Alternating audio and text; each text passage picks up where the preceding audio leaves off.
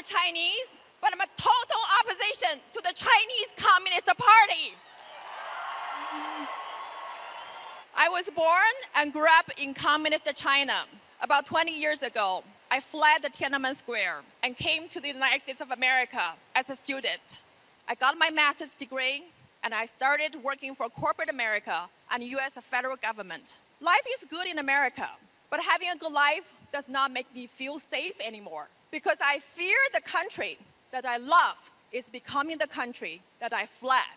In a free capitalist society, the Chinese Communist Party has bought out America's most valuable asset, from Wall Street to Main Street, from Hollywood to NBA, from Silicon Valley to North Dakota's farmland, from mainstream media to social media, and even worse, Elon Musk's $44 billion takeover of Twitter is financed by the CCP money.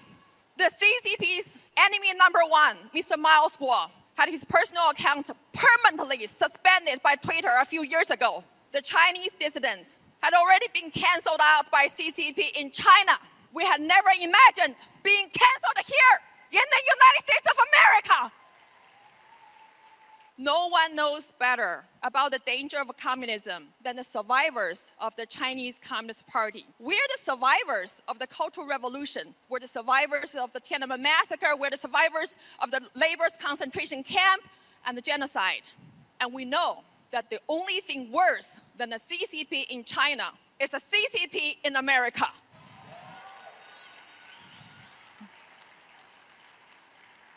The CCP does not fear the U.S. government, the U.S. media, or any major institution. What it fears the most is we, the people. The deplorables, the Chinese dissidents who are putting their lives on the line, fighting for freedom every day. America is one nation under God, and the CCP might have owned Wall Street, NBA, Hollywood, but the last thing we should allow the CCP to own is America's courthouses, America's justice system, and America's rule of law. I believe in the U.S. Constitution, but can the U.S. Constitution save America from communism? Let's heed the warning by John Adams, your founding father. Our Constitution is only made for a moral and religious people. It's wholly inadequate to government of any other. America is one nation under God. If you don't believe God, you will be bought out by the CCP. If you don't believe in God, you will lose this country. Take down the CCP.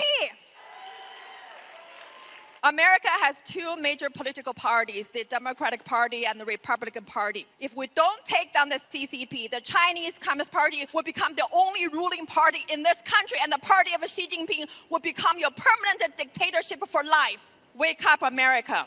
From the Tiananmen Square in China to the Freedom Square in America, it's been a long journey for me to be here. It's a journey to freedom, but that's not the end of it. It is just the beginning. I joined the Chinese whistleblower movement and became a member of the new Federal State of China, founded by CCP's enemy number one, Mr. Miles Guo.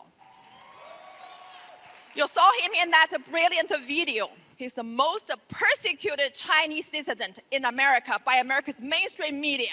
The new Federal State of China models itself after the United States of America. And even better, it combines the beauty from the East and the West. It's deeply rooted in the Chinese people's hopes and dreams for freedom, for rule of law, and built upon America's great experiment. The new Federal State of China will end the world's largest ever slavery on the face of the earth, empowered by America's corporation, by America's Wall Street and big tech.